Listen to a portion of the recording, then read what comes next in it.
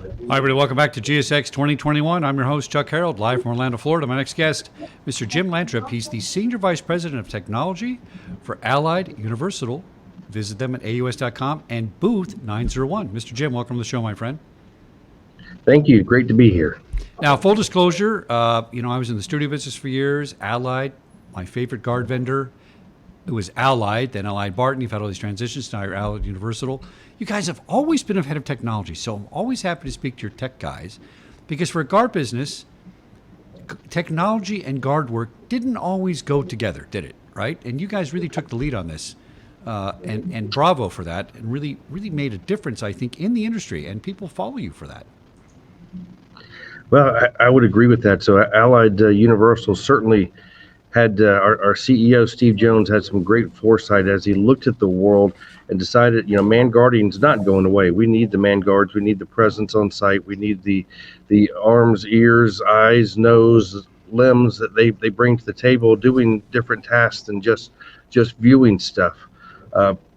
But there is a segment of the man guarding space that can be done with remote video or managed services, and how you bring those together is important. So not only can we take those lower level pieces out of the world and do it more efficiently, we can also arm the existing man guarding team with more information so they can be even more effective on site. So it's a pleasure to be in a company led by somebody like Steve Jones, with Kerry Badel on the technology side. The things they're bringing together and driving into the marketplace, very exciting to me. Well, it is exciting, and you hit on something that's so important, and an honest statement, by the way. Now, listen, when I was filling guard posts, 9,000 of them for the Academy Awards, I had a little bit of a shortage, right? It's a tricky business getting people filling posts. Pandemic hits, people want to stay home, they want to collect unemployment.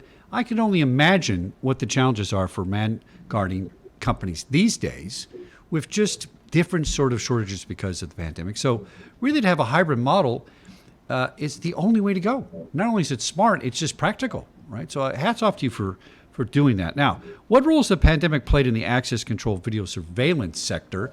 You mentioned it just a few minutes ago, but let's get into this specifically.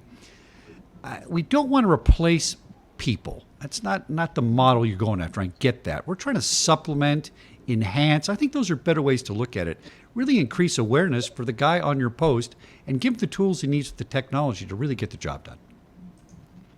Yes, so the man guard of days in the past that just walked around with a flashlight with no real purpose are gone. A man guard today has a purpose. They have a route or specific items to check, everything from safety, fire extinguishers, to making sure files are locked, doors are locked, IT space is secure, and actually help people, not just be there in case some help is needed, but actually to be proactive. So the security space, the technology space in that man guarding world has really augmented them very well. If you think of access control, so we don't need a guard to go and check every door to make sure they're locked anymore, because we can have a system tell us that. That frees this person up to do other things, to add concierge service value, to direct people, to ensure that there is no incidents, or somebody that looks sick, to make sure that we take their temperature. They bring a lot more value to the table with augmented support through the technology. Now, let me show you something. Do you remember this? You know what that is, I don't do. you? Right? This is a guard tour system using keys and a clock. This was considered really high tech back in the day, wasn't it? And we were actually using this at the studio until not too long ago, right? Technically. Tell me how technology is evolving.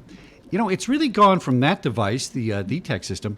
It's exponentially leaped in the last 10 or 15 years. It's not just like a slow progression. It's like, bam, that thing I just showed you is now digitized. And bam, we got people on access control interfaces and all kinds of things.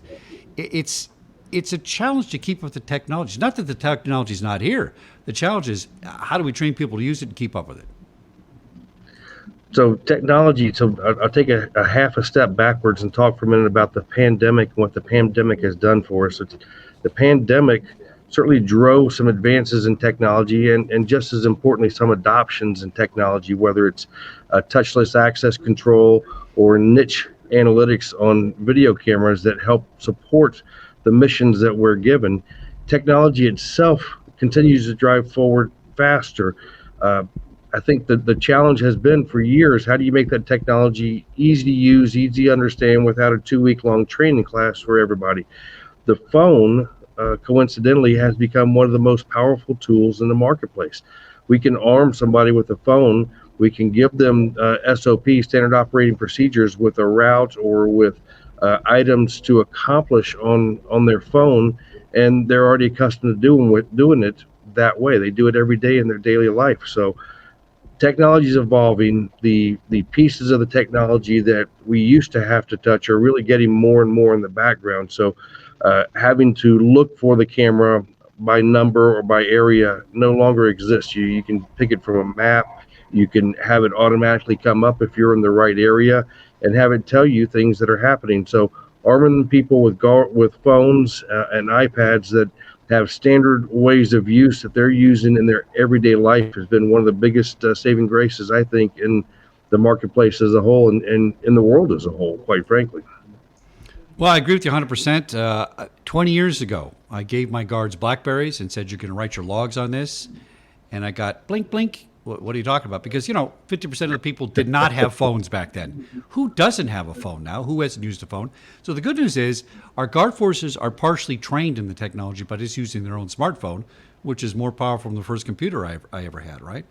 But having said that, have we done a good enough job keeping the guards trained in the technology, pulling them along with the technology? Boy, I think, Jim, if we had trained those million guards 20 years ago in IT services, we'd own the IT business, wouldn't we, on the physical security side? But I think there's still hope for this to bring people forward. Are you finding any challenges? Because, of course, training costs money. All clients don't want to pay for it. But how do you guys handle that middle space of making sure the guard's up to high tech and balancing that with the costs? So it's there are a couple segments in there to unpack and talk about. So making sure guards are trained. That training is role specific. We can provide an app that guides them through their daily needs of their job. What do you need to do? If you're there alone after hours, you hear a noise, this is what you should do, or this is how you should react. We can give them that kind of information in the palm of their hand so that they're instantly armed with their procedures. We can also put them on a tour with their phone that has stop points that they're doing unique items, looking at the fire extinguisher, seeing if it's fully charged, seeing if the pen is in place, looking for trash by the back door, just the general safety of the building, making sure the stairway doors are not blocked. We can arm them very easily so that their world, we're not having to train them on the equipment. We tell them, open the app, start moving, there you go. Same thing applies in the technology side of the business. We're arming our customers every day with apps on their mobile phone so they can manage their video events remotely without having to log into their PC and get to the server and then pull up the video, pull up the full functioning screen. They can leave that to guys that do it every day, where more people now can access the platform and use it for their own purposes. Excellent stuff, my friend. One last question. What are your biggest growth areas? I'm really interested in your answer on this one. Everybody has kind of a different answer for this. What are yours? What are you seeing that's just exploding? Maybe something you hadn't anticipated. So, and boy, that is a difficult question. I thought long and hard about how do I answer this right, because there's so many growth areas out there, and how you choose to capitalize on them is what makes you successful. So from my perspective, first part of the growth areas is the coming out of the pandemic. We've got people re-entering the workplaces. We've got security practitioners rethinking how they provide security, and going back to some of the old practices of remembering that electronic security isn't just to keep the bad guy out. It isn't just to identify who the bad guy was after something happened, but it is to keep our people safe, sound, and secure, as well as our assets, all our things in a building, whether it's classified documents or parts and pieces or whatever. But it is people play a big part in that platform, and that's been remembered by many people that had forgotten it and really focused just on the building and the things in the building that sans people. So now that we're back into the workplace, we're seeing many growth sectors happening. Hospitals shut down most of their work during the pandemic. They were overloaded with work of their own. They had to have everybody focused on taking care of patients and keeping patients alive. After that happened, then they went back to going back and revisiting their security, opening it back up.